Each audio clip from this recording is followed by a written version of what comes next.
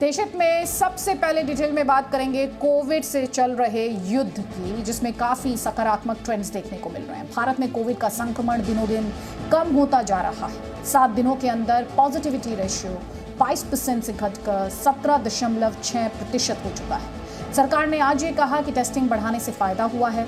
14 हफ्तों में 2.5 गुना टेस्टिंग बढ़ाई गई। इससे संक्रमण का पता चला और उन पर काबू पाने में मदद मिली।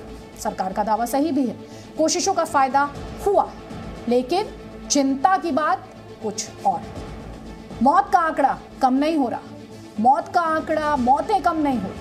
मतलब देश में रोज 4000 से ज्यादा कोविड मरीजों की अब भी मौत हो रही है। ये आंकड़े डरावने। आपको एक और एक्सक्लूसिव रिपोर्ट आज हम दिखाने जा रहे हैं और खुलासा यह है कि पिछली लहर के मुकाबले इस बार नौजवानों की मौत की दर, सही सुन रहे हैं, इस बार नौजवानों की मौत की दर 2 गुनी है, डबल है। और ये डेटा दिल्ली एनसीआर में 7-8 अस्पतालों में की गई स्टडी के आधार पर तैयार किया गया है। ये बहुत ही चिंताजनक है कि हम कोविड में नौजवानों को खोते जा रहे हैं। हिंदुस्तान में कोरोना के इस एक्स फैक्टर को गौर से देखिए। 10 मई को भारत में कोरोना का जो संक्रमण 3,88,058 था, वो एक हफ्ते बाद 17 मई को घटकर 3,19,437 पहुंच गया। लेकिन 10 मई को कोविड से होने वाली मौतों की जो तादाद 3,948 थी, वो एक हफ्ते बाद बढ़कर 4,103 तक पहुंच गई। तो आखिर कोविड संक्रमण का गिरता चार्ट और मौतों पर बढ़ती लकीर से बनने वाला एक्स फैक्टर क्या कहता है?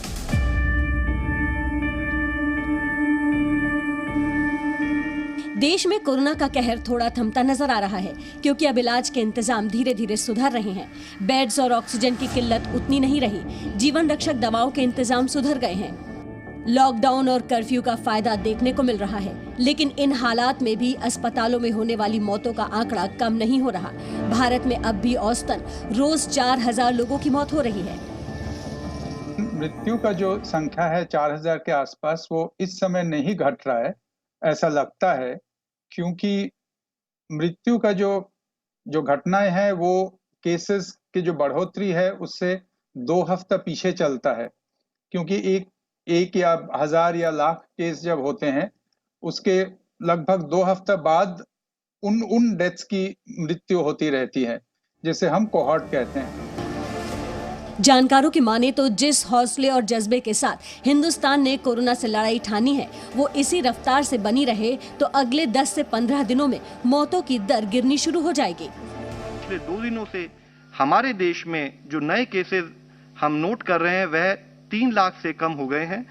यानी कि अगर हम आज के केसेस को नोट करें तो पाते हैं कि 27% decrease in the overall highest peak which India had noted on 7th of May।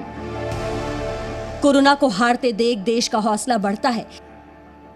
आपके हर प्रयास की मैं भूरी भूरी प्रशंसा करता हूं, सराहना करता हूं। जब आपका जिला अगर जीतता है तो मतलब देश जीतता है। जब आपका जिला कोरोना को हराता है तो देश कोरोना को हराता है। लेकिन इस कोरोना की दूसरी लहर में देश को जो नुकसान पहुंचा है वो बहुत डरावना है। आपने देखा होगा कि कोविड की दूसरी लहर ने पिछले साल के मुकाबले 2 गुना कोहराम मचाया। तकरीबन हर घर परिवार तक संक्रमण पहुंचा है और हर मोहल्ले कस्बे तक मौत ने दस्तक दी है। लेकिन आप शायद ये जानकर हैरान रह जाएंगे कि इस बार कोरोना का कहर नौजवानों पर ज्यादा टूटा है, और इसका अंदाजा आप एक आंकड़े से लगा सकते हैं। 2020 के 9 महीनों में कोविड के 27% मरीज 45 साल से कम उम्र के थे, और तब नौजवानों की मृत्यु दर 2% थी। जबकि 2021 के 3 महीनों में ही कोविड के 27% मरीज 45 साल से कम उम्र के थे और मृत्यु दर भी 4% पहुंच चुकी है। ये स्टडी दिल्ली, गुरुग्राम, गाजियाबाद में मैक्स के अलग अलग 7 अस्पतालों से जुटाए गए आंकड़ों के आधार पर की गई है, जिसमें पता चलता है कि मैक्स के इन अस्पतालों में पिछली बार 9 महीने में 45 साल से कम उम्र के 3,929 मरीज भर्ती हुए थे, जबकि इस बार 2021 के 3 महीने के अंदर ही 1,579 नौजवान मरीज भर्ती हो चुके हैं। Last year, लेस देन 45 वाली पॉपुलेशन में जो मोर्टेलिटी हॉस्पिटल के अंदर थी वो थी 1.7% और इस बार निकली है 3.3%। Less than 45 percentage of patients same थे, लेकिन मोर्टेलिटी इस ग्रुप में इस बार डबल रही है। विशेषज्ञों का मानना है कि युवाओं में अभी वैक्सीन लगे हुए लोगों की संख्या बहुत कम है। दूसरी बात यह है कि म्यूटेंट वायरस युवाओं के लिए ज्यादा खतरनाक साबित हो रहा है। युवाओं का बड़ी तादाद में घर से बाहर निकलना भी उनके वायरस की चपेट में आने के पीछे एक बड़ी वजह मानी जा रही है। हालांकि आंकड़ों का आकलन करने वाले यही उम्मीद कर रहे हैं कि आने वाले हफ्तों में देश में हो रही मौतों की संख्या में कमी आएगी। पूजा मक्कड़, जी मीडिया, दिल्ली। देश हित में अब वो खबर जो दिल्ली के हिसाब से बहुत बड़ी है। कोविड काल में दिल्ली के मुख्यमंत्री अरविंद केजरीवाल ने दिल्ली वालों के लिए 4 बड़े ऐलान किए हैं।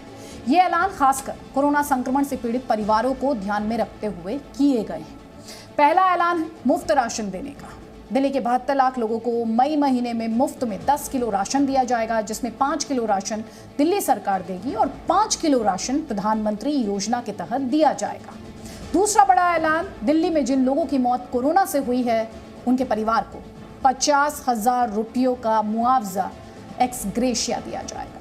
तीसरे बड़े ऐलान के बारे में बताते हैं।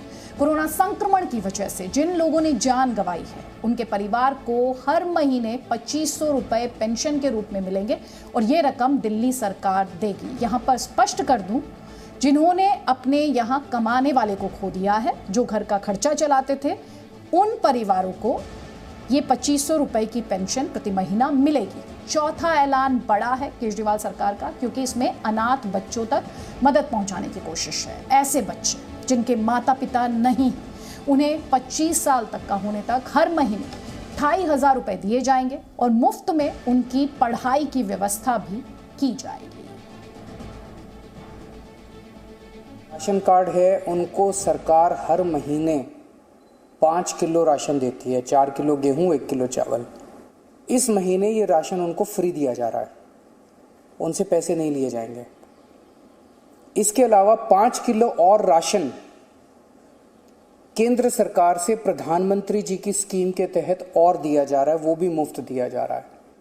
तो ऐसे हर परिवार को जिनके यहाँ कोरोना की वजह से मौत हुई है, उन्हें 50-50 हज़ार रुपये का मुआवजा दिया जाएगा, एक्स ग्रेशिया अमाउंट मुआवजा दिया जाएगा।